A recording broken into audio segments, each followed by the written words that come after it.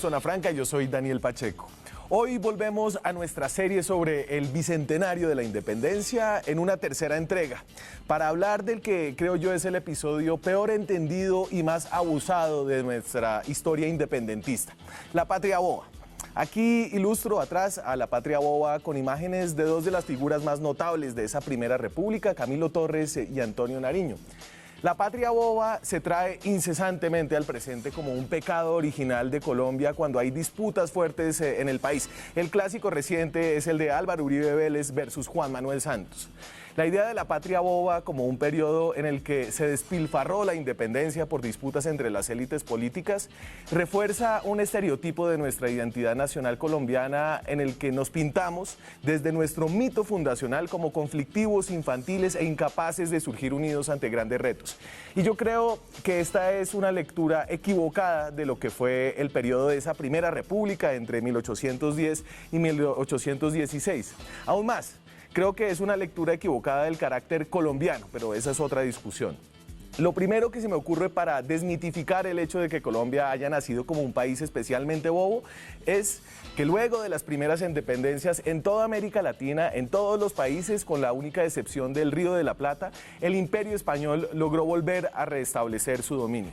Es decir, la patria boba no es un excepcionalismo colombiano, al contrario. El excepcionalismo es posterior y es haber acuñado con la expresión patria boba, un término que usó alguna vez Antonio Nariño en La Bagatela, todo ese esfuerzo temprano por formar un país republicano luego de 300 años de instituciones coloniales, todo en menos de una década. Entonces, la bobada de Colombia, pienso yo, no se la podemos achacar a un periodo fundacional de nuestra independencia, pero bobada hay. La bobada de la autoflagelación, del desprecio propio, la bobada ingeniosa de haber tejido en el mito fundacional de la República esta semilla de la discordia. Una bobada de la que hoy espero podamos librar al menos a Camilo Torres y a Antonio Nariño. Aquí arranca Zona Franca.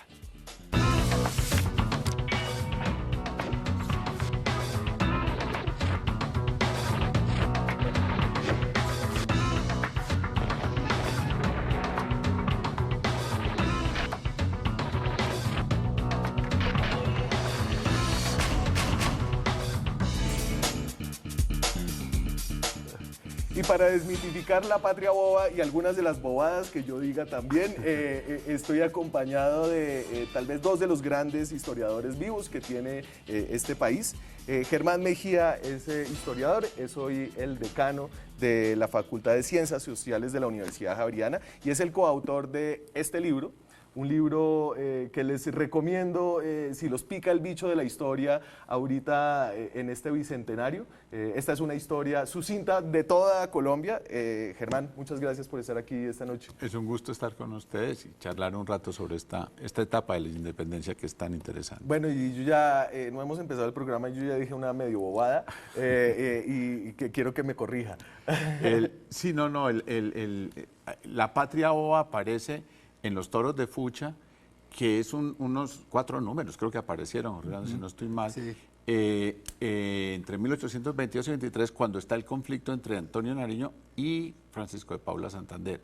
O sea, ni siquiera se refiere a ese periodo de no, la se Primera refiere República. al de la Primera República, pero en las discusiones. Lo pone como ejemplo de la pelea que en ese momento están viviendo. Bueno, y venga, yo lo presento. Jorge Orlando Melo es también historiador, fue por muchos años el director de la Biblioteca Luis Ángel Arango y es el autor de este otro libro que merece también la pena ser leído con mucha atención. Esta es una historia mínima de Colombia que publica en esta ocasión, esto lo publica Taurus. El Colegio de México. El Colegio de México. Jorge Orlando, un gusto tenerlo acá esta noche. Muchas gracias, lo mismo. Y entonces, a ver, antes de hablar de la patria boba, creo que para llegar a la patria boba les voy a poner una imagen. Este es un cuadro de la batalla de Trafalgar. Para que nos pongamos en el otro lado del Atlántico para arrancar esta discusión. Y esta es una batalla en la que la Armada Española, la Fuerza Naval Española, pierde una gran parte de sus barcos. Esto es de 1805 y a lo que está pasando al otro lado del Atlántico es que los historiadores siempre nos traen para entender un poco nuestra primera independencia.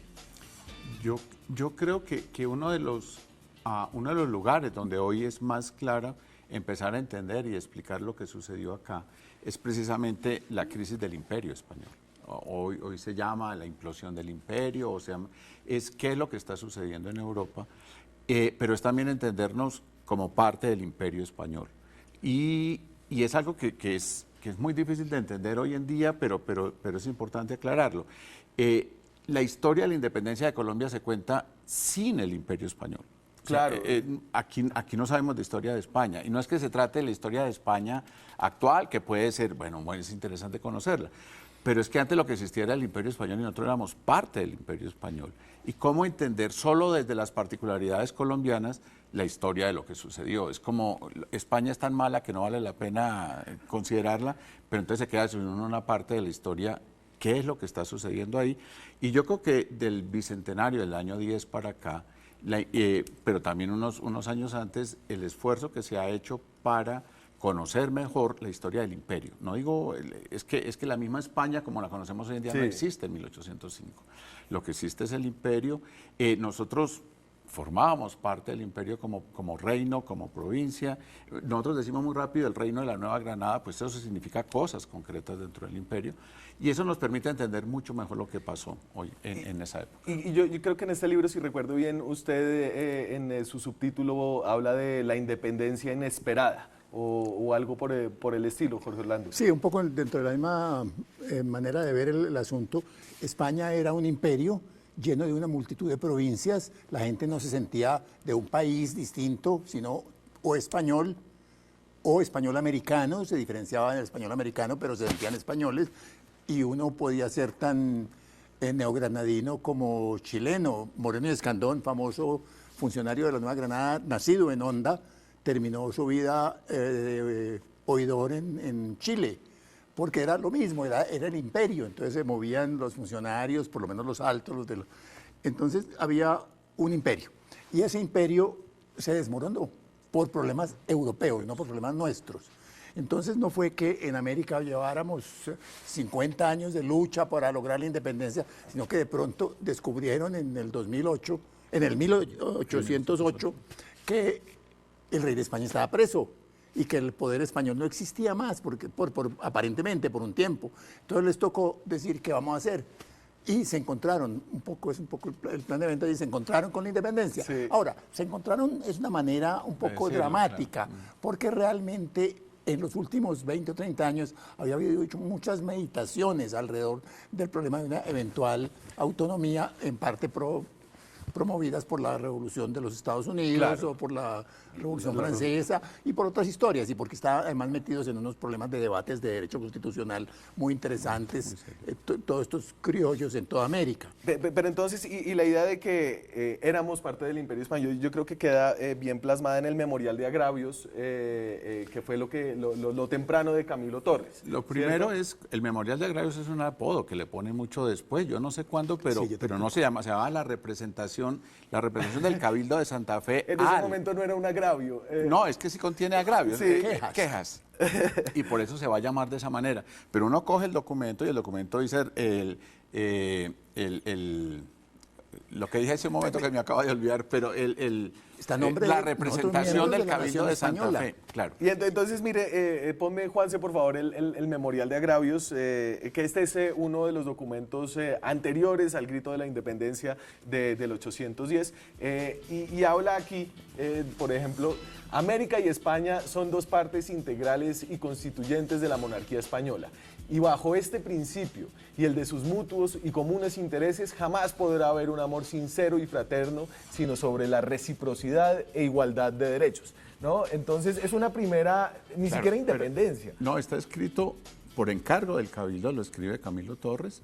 Él está expresando el sentimiento y si uno sigue leyendo el documento le hacen un aviso. Si ustedes no nos tienen en cuenta, nos vamos. Termina ahí. Pero fíjate que lo están escribiendo en un momento en que el rey de España está preso. Claro. Y está fuera. Está fuera. Entonces están simplemente haciendo un reclamo para la formación de las juntas en España, porque acaban de decir que pueden enviarse unos delegados, va a haber unas elecciones aquí, los ha habido. Yo no sé, no recuerdo bien si ya pasaron las elecciones, que eligieron a Antonio de Narváez. Y el Cabildo quiere expresar qué es su posición y lo que está diciendo es, mire, somos parte del mismo imperio español, somos tan españoles, dice la frase de Camilo Torres, como los hijos del rey Pelayo. De Pelayo. E incluso, una cosa que me llama la atención es que incluye a los mestizos en el juego y también los mestizos deberíamos considerarlos, y dice, entonces, para que esto no se desbarate ahora que no hay poder que nos tenga, no es la fuerza la que nos une, sino el hecho de que pertenecemos a una misma monarquía. Para que esto no se desbarate, tienen que reconocer los derechos. No pueden nombrarnos un delegado por el nuevo Reino de Granada, que tiene 1 millón de habitantes, y en España puede haber provincias que son a mitad grandes con 10 delegados. Y a mí lo que me parece fascinante de este periodo temprano es que no existe la idea de Colombia, no existe la idea de un país todavía, y en cambio existe solamente la sensación de que el país al que pertenecíamos se está desmoronando. Que es España. La idea Que de es país, España. lo importante es que la idea de país es la provincia. Y esa idea de patria es la provincia, que es lo que significa la palabra como tal, es la tierra de mis padres. Fíjate que Patria es la tierra de mis padres. sí, donde la yo nací, padre. donde nacieron mis padres, es a lo que yo pertenezco. Lo que llama el Memorial de Agravios es del Cabildo de Santa Fe, pero el Socorro publicó una igual, mucho más brava, hay varias provincias. ¿Qué es lo que es el imperio? Un conjunto de provincias reunidas en unidades administrativas. Colombia es un Encabezadas por una invento ciudad, que posterior. es una cosa que es clave, encabezada siempre por una ciudad o por una villa. Siempre. Por eso las representaciones son de cabildos. América nace en el siglo XVI en cabildos. Y esa es la forma como se controla. Y muere el imperio con los cabildos de las ciudades que habían fundadas. Ahí hay una continuidad institucional Y entonces, muy interesante. explique esta diferencia un poco administrativa, que creo que es importante, y es que los cabildos son tal vez el consejo, el consejo de hoy, sería como el consejo de la ciudad, del municipio, pero las autoridades españolas, en cambio, tenían unas formas de organización distintas, que eran los oidores y las instituciones eclesiásticas, que esas sí eran un poco más europeas, digamos, de algún sentido. No, lo que pasa es que hay distintos niveles de administración, distintas funciones, entonces los cabildos operan como entidades relativamente autónomas para el gobierno local, pero para lo que tiene que ver obviamente con el ejército, pues hay unos jefes militares, unos gobernadores militares que son el virrey o el gobernador, y para la administración de justicia hay para determinadas áreas que son un poco las que prefiguran Los territorios. las naciones actuales, porque Sí. más o menos donde había una audiencia, allí se constituyó una coordinación de cabildos que formaron una nación nueva. Entonces, en el caso de la Nueva Granada había audiencia en Santa Fe, había audiencia en Quito, había audiencia en Panamá y creo que había en Caracas también. La capitanía. La capitanía militar. capitanía militar. Era considerada de frontera. Sí, de frontera. Entonces, y entonces se forman estas audiencias después, porque los cabildos adquieren como la costumbre de que para ciertos asuntos se refieren a unas autoridades que lo superan, pero para ciertos asuntos. Les voy a poner este mapa que lo tomo del libro de Germán Mejía, que está escrito también por Michael J. La Rosa, que es un historiador gringo. Norteamericano, sí, es el socio gringo. Y este mapa, esta es una forma distinta de ver el territorio colombiano, que pone un poco de cabeza a la idea del mapa plano que uno ve normalmente y que nos ayuda como a seguir entendiendo esta idea de que la patria era una cosa todavía muy dispersa y muy complicada en ese momento, porque este país es geográficamente muy complicado. ¿Uno cuánto se echaba en ese momento de Bogotá a Cartagena, por ejemplo? Tiene una ventaja ir de Bogotá a Cartagena y es que río abajo. O sea, la corriente va, cuando sube la cosa era más demorada. duro. Y si era invierno, era realmente demorado. Pero en verano, si va subiendo, el río no tiene suficiente agua en muchas partes y podías quedar estancado. Podían pasar meses, ciertamente semanas, pero con el riesgo de que pudieras estar en camino por meses. Y una noticia de Medellín a Bogotá, ¿cuánto se demoraba en Pues hay llegar? las caminadas del siglo XX de gente que vino como don Marco Fidel Suárez, que Sí, vino a estudiar señor. a Bogotá y dicen que se gastó 26 días. 26 días. Pero tienes que tener en cuenta una cosa, que a nosotros nos parece mucho lo que en ese momento no es tanto. Porque es que en ese momento no se iba más rápido que ir a pie o ir digamos, lo máximo era una canoa, un barco Sí. por el río. Entonces la sensación de distancia y de demora era otra. Pero ese era un hecho. Cuando tú salías de Santa Fe, mija, me voy para Madrid, en España. Mi hija es que hago testamento, me despido de todo el mundo porque las posibilidades de llegar vivo eran pocas. Claro. Pero el viaje iba a ser de 2, 3 años. Esta es una sociedad de viudas. Viudas porque se les moría o se les escapaba, pero era de viudas. Pero la sensación de distancia es otra porque la velocidad era otra. Entonces, Claro, sin embargo, a mí me parece increíble este periodo, por ejemplo, todo lo que pasó en 1810, ¿no? Que es un año en el que hay innumerables sucesos. Cuando uno se imagina que las noticias se demoraban una cantidad de tiempo en llegar. Es decir, aquí hay... no sé, 3 a 4 meses desde Sevilla, más o menos. Sí, de Sevilla. Una pero carta. Además es una cosa que es muy importante en el siglo XVIII, y es que se organiza un sistema de correos, Sí, porque muy primera bueno. vez bien organizado, el virreinato, en buena parte Gutiérrez de Piñeres, montan un sistema de correos que se mueve de verdad y que mueve no solo cartas, sino que mueve también dinero, oro, cosas de ese estilo. Y eso hace que la gente se comunique. Los hombres del siglo XVIII, los hombres de 1880, pues Nariño, Torres, cuando tienen menos años y están en Bogotá, le escriben a sus amigos, Caldas, a toda esta gente, en Popayán, en Antioquia, Sí. hay una correspondencia entre ellos y eso es lo que va formando de alguna manera la red personal que después ayuda a configurar la nación. ¿Y qué nación era esta? ¿Quién componía esta nación? ¿Cuánta gente había? Son algunos datos del censo de 1778, si no estoy equivocado, que es decir, uno dice del 78 al 810 no había pasado tanto. Pero en Colombia había en ese momento alrededor de 800.000 habitantes, más o menos. El 46% eran mestizos y ahí en esa clase entra de todo, ¿cierto? Zambos, mulatos. Sí, mestizos, esto, todas las mezclas. Todas las mezclas. Los blancos, que eran el 26%, blancos criollos, blancos españoles, los y que indios. también incluye mucha gente que desde un punto de vista, hoy si le aplicaran el ADN no era blanca, pero de todas maneras eran reconocidos como blancos por la Porque sociedad. Además, tú podrías comprar el título, que te dijeran el don, se podía pagar por ello. Entonces hay un blanqueamiento de la sociedad que uno no sabe cómo están clasificados ahí. Y un 20% de indios, como se decía en ese momento, indígenas. Son indígenas que están organizados en resguardos y en cabildos, porque los indígenas sueltos en las ciudades. De la selva, de la Amazonia, todos no están contados ahí. Claro. Y un 8% de esclavos. ¿Qué tipo de sociedad era? ¿En qué momento, digamos, como para poner a la gente a pensar en la vida social y cultural de este momento y los retos que enfrentaban? ¿Usted cómo la pintaría, Germán?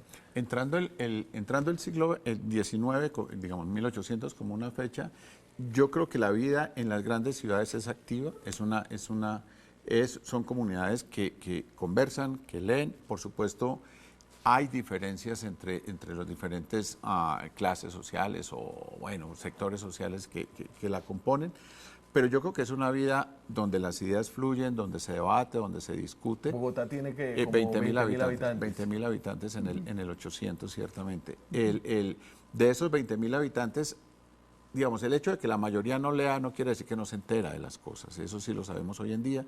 La lectura era en voz alta, los periódicos que llegaban, las noticias que llegaban se difundían más de lo que uno se imagina.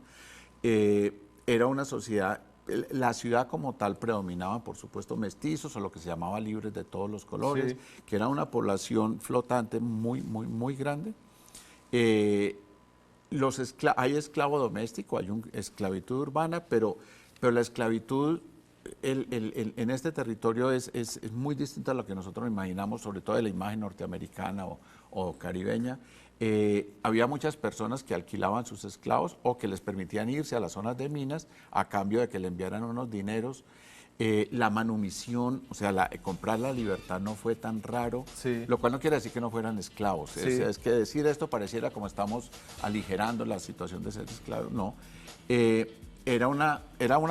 Para nosotros era una pequeña ciudad, pero era una ciudad cabeza de audiencia, cabeza de virreinato, cabeza eclesiástica, una zona de comercio importante, por ejemplo, el cacao, lo digo porque esta mañana estábamos en una conversación sobre eso, el cacao santanderiano llegaba a la zona minera de Antioquia vía Santa Fe, esto se movía mucho más, estaba más relacionado. Pero Bogotá era, comparado con Quito, con Cartagena, incluso con Lima, Más pequeña, una más ciudad más pequeña, más aislada, más pobre. No, menos- aislada yo no lo diría.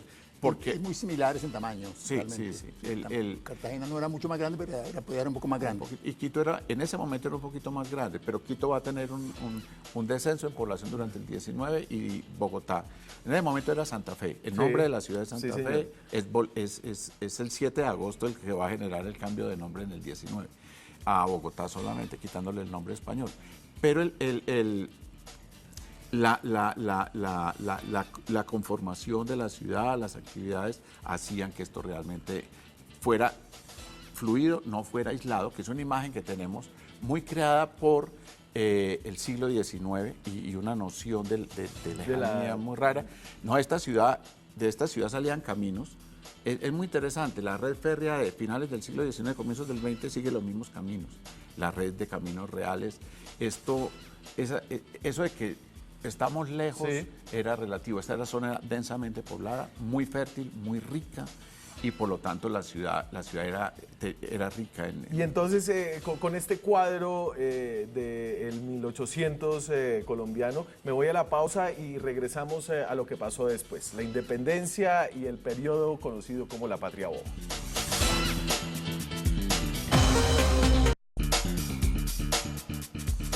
Seguimos en Zona Franca, esta noche seguimos en nuestra serie del Bicentenario, este es el tercer programa, los dos anteriores los pueden encontrar en YouTube si están engomados con la historia y los 200 años de esa independencia de 1819, que no se puede entender si uno no entiende lo que pasó antes y por eso hoy hablamos de la Patria Boba. La Patria Boba que arranca de cierta forma con el acto de independencia en Bogotá del 20 de julio, que se había dado también en otras provincias. Les pongo un pedacito de esta acta de independencia, que en ese momento no era tan independiente, la constitución de gobierno la constitución de gobierno deberán formarse sobre las bases de libertad e independencia respectiva de ellas, ligadas únicamente por un sistema federativo para que vele por la seguridad de la Nueva Granada, que protesta no abdicar los derechos imprescriptibles de la soberanía del pueblo a otra persona que a la de su augusto y desgraciado monarca don Fernando VII, siempre que venga a reinar entre nosotros sobre la constitución que le dé el pueblo. Esa es la primera acta de independencia, que es lo que da pie a las disputas posteriores, ¿cierto? Entonces, yo entiendo que aquí dijimos, bueno, Fernando no está, ¿ahora qué hacemos? ¿Y qué dijeron entonces? Bueno, pues a mí me parece que uno lee el acta y dice estos tipos eran bastante inteligentes, bastante hábiles, bastante maniobreros, porque la juegan toda. Entonces, por una parte, ellos se dan cuenta de que van a tener que gobernarse autónomamente si quieren evitar unos peligros mayores. Lo que ellos quieren evitar es sobre todo que los funcionarios españoles de acá se les eternicen, digan, nosotros somos los representantes de España, como no hay rey, ahora vamos a mandar nosotros, el virrey y compañía. Entonces quieren decir, tenemos posibilidad de gobierno autónomo y tenemos el derecho como miembros del cabildo, etcétera, a gobernarnos si se cayó el rey, si no hay rey de España. Entonces no nos puede seguir mandando estos señores españoles de aquí. Es un poco el conflicto es más con los señores españoles de acá. Ajá. Entonces ¿Y estaba el miedo de que se vinieran los franceses? Y en ese momento está la guerra contra Francia, de manera que si España es derrotada por los franceses, definitivamente lo que parece muy probable en ese momento es el cálculo que hacen todos, España va a caer en manos de los franceses, entonces podemos caer aquí en manos de los franceses. Y los franceses tienen dos problemas.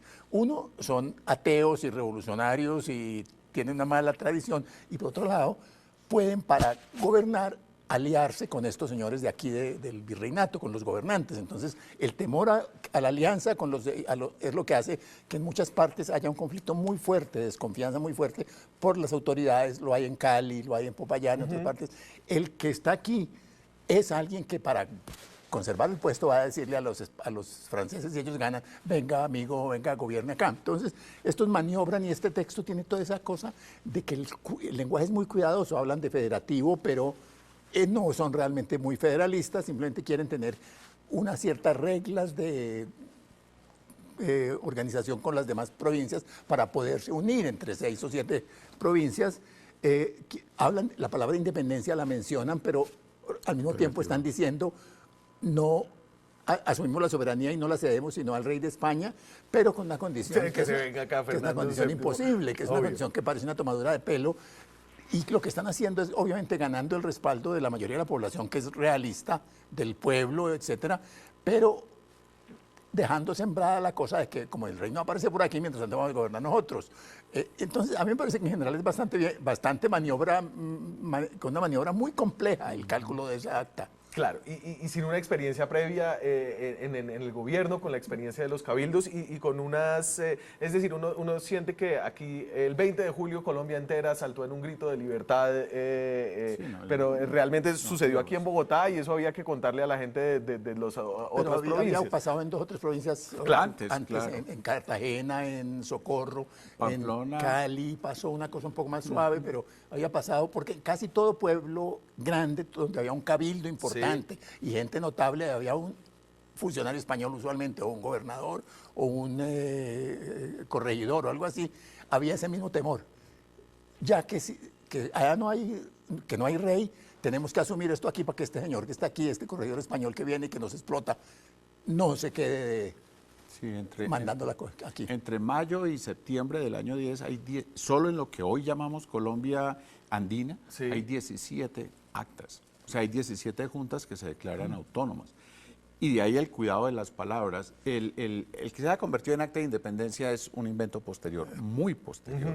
De hecho, como fiesta nacional es de 1873, por ley.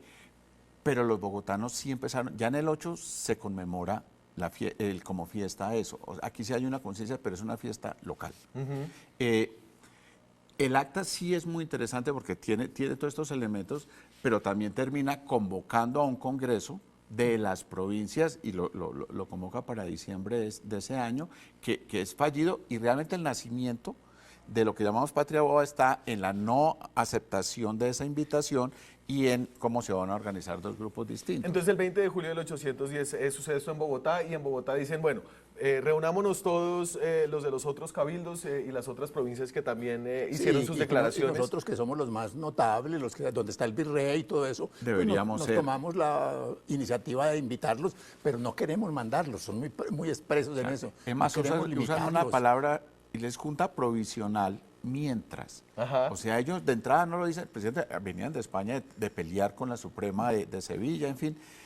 Se usa la palabra provisional mientras se reúne el Congreso. La palabra federal es que son provincias y ellos ya tienen muy claro que no van a aceptar una idea de capitalidad por el hecho de ser Santa Fe la sede del virreinato. Lo tienen Sobre todo claro. Cartagena y Medellín. No lo hubieran- no lo y aceptaban. Antioquia están en contra de eso. Y entonces, Socorro. y aquí se empiezan como a abrir, fracasa lo de diciembre del 810. No, se reúne el Congreso, en efecto, no asisten varias de las No provincias. vienen los cartageneros. No vienen los antioqueños, no vienen los cartageneros, no viene gente de Pamplona, de Socorro. O sea, realmente la tienen que cerrar es por ausencia de materia, realmente. Pero de ahí van a salir no solo esto, sino las primeras formas constitucionales. Y eso aquí es donde empieza la historia bonita de esa época. Y es a organizar gobierno. Una cosa importante, la Junta de Santa Fe en agosto del año 10 ya forma ciertas secretarías de gobierno y tiene una idea de separación. Ellos ya han leído a Montesquieu, ellos han leído, o sea, aquí tenemos gente que se puede estrenar en el gobierno, pero no en pensar cómo organizar un territorio. Y esto ya tiene una tradición. Y entonces, si quiere, yo le pongo un poco la división territorial que desembocó después de que no se pudieron poner de acuerdo en al menos 3 bandos. Unas provincias que permanecieron fieles al rey, los realistas, las provincias unidas, los que dijeron no nos vamos a dejar mandar por Bogotá, y lo que logró mantener medio desunido Bogotá. Este es el mapa, la disputa de las provincias, que lo cojo aquí de un mapa más o menos modificado que estaba en Wikipedia. Entonces, fíjense, lo amarillo es lo que sigue siendo realista, que es Riohacha, Santa Marta y Popayán. Popayán en ese momento, que era una provincia enorme. Y en rojo o rosado, los que son los federalistas. Estas son las provincias unidas de la Nueva Granada. Son Pamplona, Antioquia, Cartagena, Socorro, Tunja, Casanare, Valle, Neiva. Una duda, ¿Socorro no estuvo al comienzo con Santa Fe? Al Aquí comienzo. hubo una fluida, hubo ¿no? cambios. Hay conflictos porque en realidad todo este conflicto se vuelve abierto básicamente después de que Nariño asume la gobernación, el gobierno en Bogotá en el 1811. Entonces eso es bonito porque Nariño derroca a Jorge Tadeo Lozano, más o menos. Que era un centralista tibio, pero era un centralista. En realidad, los bogotanos, la Junta de Bogotá no es una junta centralista dura, es una junta centralista con mucho federalista, entre otras cosas porque tiene mucha gente de Socorro, de Popayán, de otras partes. Entonces están dispuestos a transar.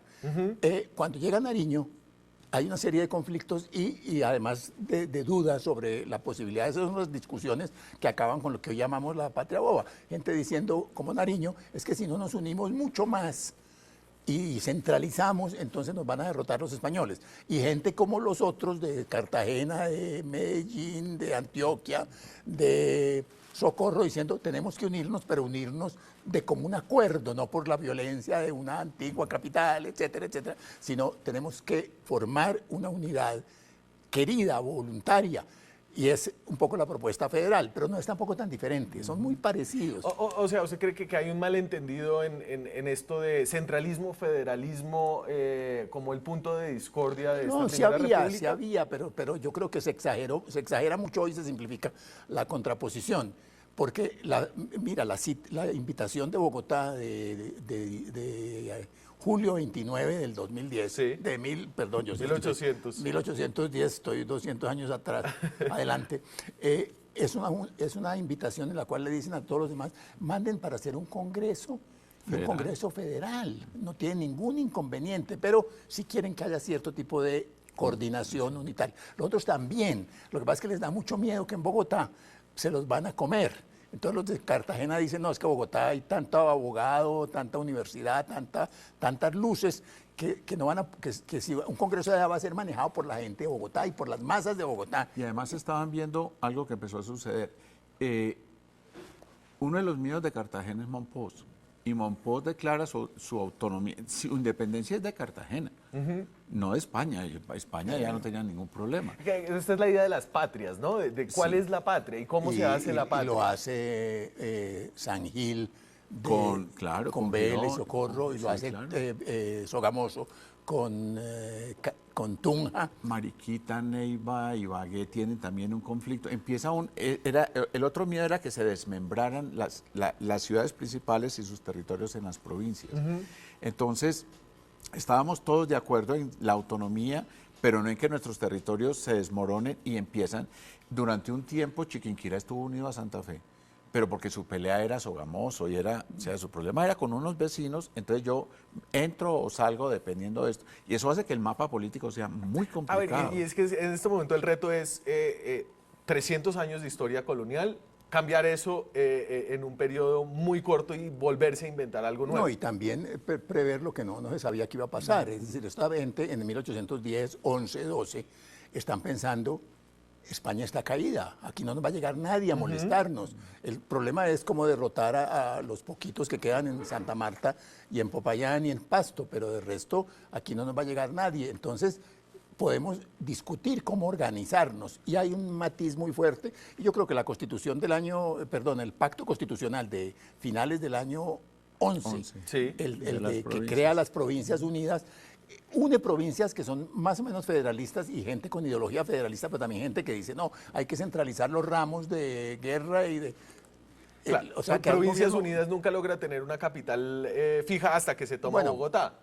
Pero ya en el año 14, sí, que es cuando realmente cuando Bolívar se toma Bogotá. Que es centralista. Bolívar se toma Bogotá. No, es que claro, no. Bolívar pisa por primera vez esta ciudad comandando un ejército de ocupación. Federal. Federal, además. Eso es verdad, es que eso fue lo que pasó, ciertamente. Con esto me voy al corte de comerciales. Volvemos para entender cómo es que Simón Bolívar, el gran centralista, llegó a Bogotá en la cabeza de un ejército federalista. Ya regresamos. Vuelven. Seguimos en Zona Franca, hablamos del periodo mal conocido como la Patria. ¿Usted cómo le diría, Germán, a la Patria Boba? ¿Ese nombre cuándo se lo pusieron? ¿Mucho después? No, el de Patria Boba, lo que mencionabas, Sí. nace en esta disputa y va a ganar fuerza. Yo no sé si es José Manuel Restrepo también o es más adelante que coge fuerza. La verdad no sé, pero que es originario de Nariño, en los toros de Fucha, sí. Y va a coger mucha fuerza. Yo creo que ciertamente en el manual de Navarrula ya es la Patria Boba, o sea, en 1910 ya lo es, y definido como tal. Son los años en que nos embolatamos en algo, pero tiene un preconcepto que es muy importante, y es como si Colombia ya estuviera independiente, Colombia, en 1810, pero nos embolatamos hasta el 19. Que es cuando ya se puede empezar a pensar en una propuesta. Sí, es como la idea de que había una gente que tenía muy claro lo que se necesitaba hacer, que era Nariño y sus centralistas, y los demás no se dieron cuenta. O no lo dejaron. O no lo dejaron, o se opusieron por puro prejuicio y guerra contra Nariño. Pero de todas maneras, el hecho es que en ese momento, cuando Nariño lo empieza a tratar de montar un poco la cuestión centralista, no es muy claro para nadie qué puede pasar. Es decir, todo el mundo está en igual confusión y tal vez el más ideológico de todos, el más radical, es el mismo Nariño, más que los otros. Y si quiere, le pongo esto de Noticias Gordas de Antonio Nariño, que parecía ser y resultó ser como una reivindicación de los peligros de ese momento que tal vez nadie más veía. Esta fue como una advertencia en los momentos tempranos de esa primera república. Ahí está el facsímil, todos estos documentos están por ahí, vale la pena echarles una mirada a las constituciones. Nosotros estamos divididos. Herederos pródigos, no sabemos hacer uso de un bien que se nos ha venido a las manos sin trabajo, hablando de la independencia un poco.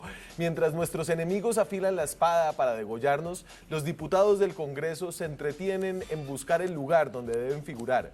¿Seremos por fin libres? ¿Habremos adquirido este bien precioso solo para tener el dolor de perderlo? Y efectivamente... Claro, pero la bagatela era la construcción en la plataforma que estaba usando Nariño para hacerse al poder en Cundinamarca. En Cundinamarca y tumbó tumbó a Tadeo, sí, el primer golpe militar. Sí, el primer golpe militar de esa primera república. Sí, entonces realmente ahí no hay, yo creo que no hay manera de pensar que había una forma muy inteligente y segura de entender lo que podía pasar. Había incertidumbres y frente a esas incertidumbres, Nariño dijo, tenemos que unirnos duro alrededor de Bogotá.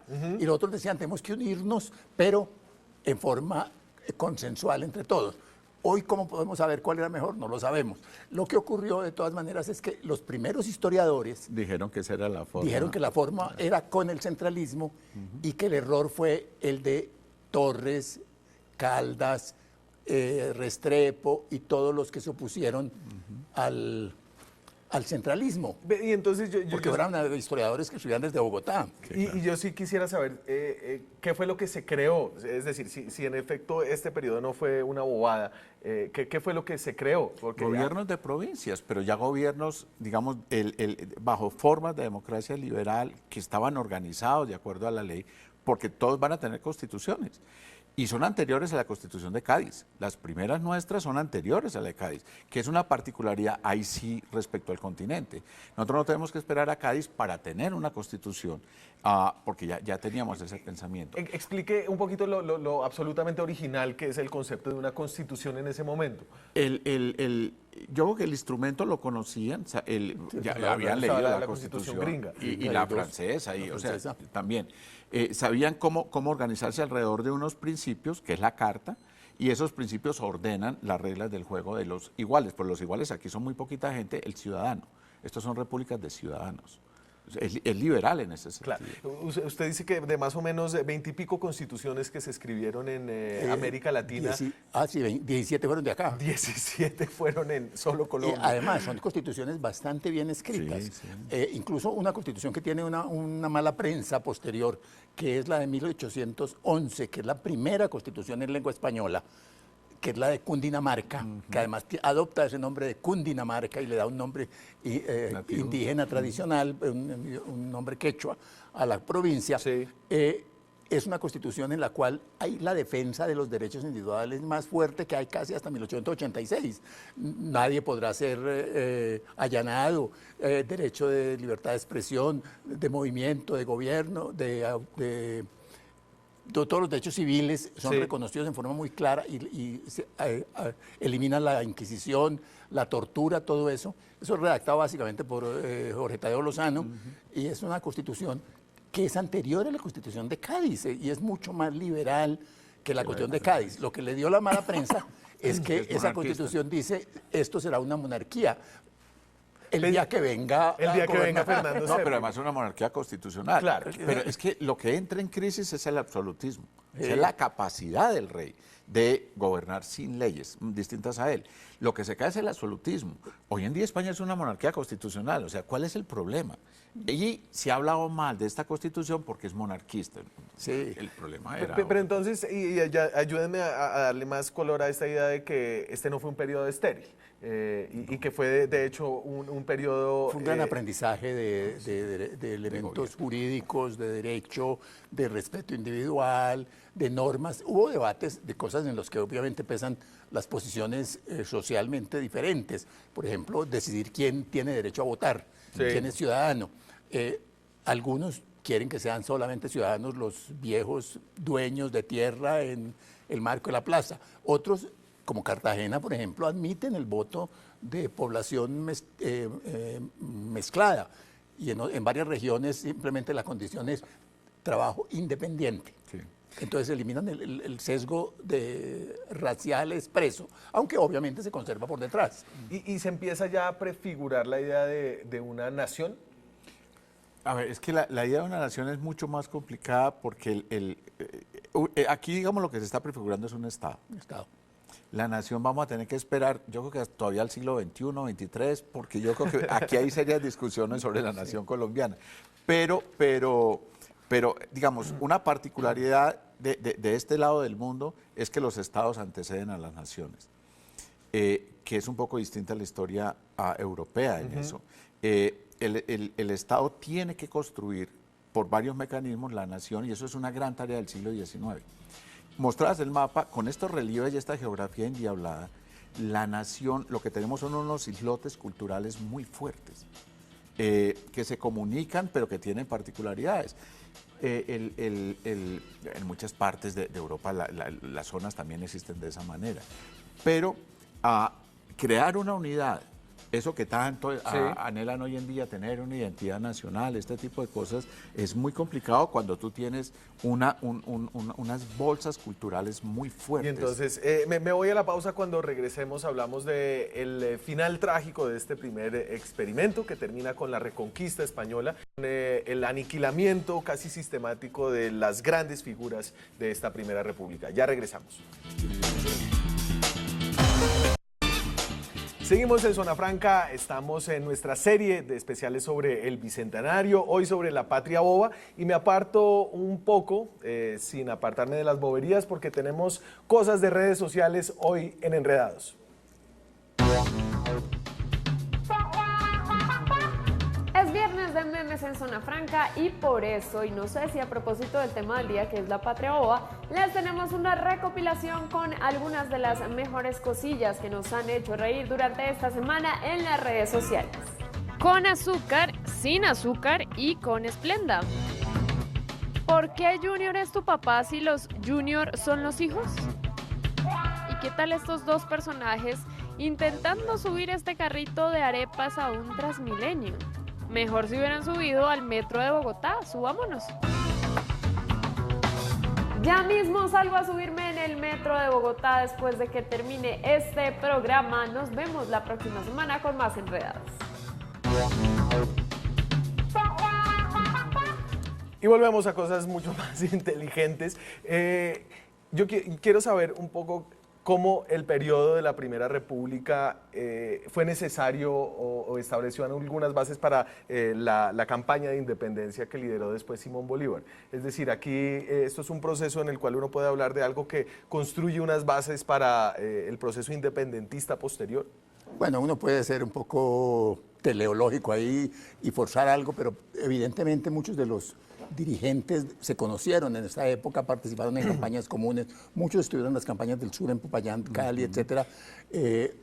Incluso entraron en contacto con militares expertos, como por ejemplo Manuel Serviés, que estuvo en toda la campaña del Cauca, de Cali y Popayán, y después se fue a los llanos encabezando el grupo en el que iba a Santander. Se fue llevándose además porque ya se había dado cuenta de que aquí la religión pesaba, y Nariño era uno que había usado la religión para todas las cosas, llevándose la Virgen de Chiquinquirá, se robó la Virgen de Chiquinquirá para llevarla con las tropas patriotas, pero finalmente la tuvo que devolver porque lo derrotaron aquí cerquita, claro, lo rodearon cerquita. Entonces, se conocieron en esta época, pero fuera de eso, además se conocieron mucho en estos congresos y participaron y aprendieron mucho. Las constituciones tienen elementos que siempre tienen en cuenta las del anterior. Uno ve que han ido aprendiendo en esas constituciones, y probablemente la del año 21, tiene muchas personas que participaron en esas constituciones anteriores. Restrepo había escrito la de Antioquia y estuvo en la del 21, en la de Cúcuta, etc. Entonces hubo un aprendizaje muy fuerte. Y además hubo una relación que fue definiendo ahí sí yo creo el área del territorio neogranadino, de lo que fue después la Nueva Granada, a diferencia de la Colombia con Venezuela. Porque delimitando el Estado, como hablábamos antes, la nación. Esa nación, ese Estado que finalmente trató de volverse una nación, pero ese Estado fue delimitado y quedaron unas zonas confusas que tenían que ver a veces con esas fronteras, como por ejemplo el sur. Pero en todo el resto del país, el territorio se delimitó. Toda esta gente que participó en uno de los dos grupos acabó haciendo parte de la Nueva Granada en 1820. Nacional de somos los patriotas, somos los americanos contra los españoles y un poquitico contra los venezolanos, a pesar de que fueron los que nos liberaron en punto de inflexión el 19. Que es la declaratoria de guerra-muerte, que es relativamente temprana, pero va a marcar, en una palabra muy de moda hoy en día, polarización. Realmente, o sea, la guerra-muerte era, si tú tienes algo de acento español o si no has jurado fidelidad o la posibilidad de ser ajusticiado era grande, pues que la guerra de muerte la declara Bolívar. O sea, es un momento muy duro en la campaña. Y es muy en Venezuela. Sí, y algo que es una versión sobre Morillo, que él viene acostumbrado a las reglas de la guerra europea. Cuando él encuentra aquí la guerra a muerte, no entiende esto y va a ser muy complicado y la reacción va a ser violenta. O sea, si aquí no se respetan las reglas, no las respeto. Y se me acaba el tiempo, pero deberíamos abandonar la idea de la patria boba. Total, llama a la Primera República, es realmente es mejor Primera República que cualquier otra. Yo creo que ha habido muchas épocas en la historia colombiana, pero cantidades que merecerían mucho más el título de patria boba que esto. Con eso me voy. Les agradezco mucho haber estado aquí esta noche, a ustedes también, y nos vemos con más periodismo, con más debates, con más opinión. Chao.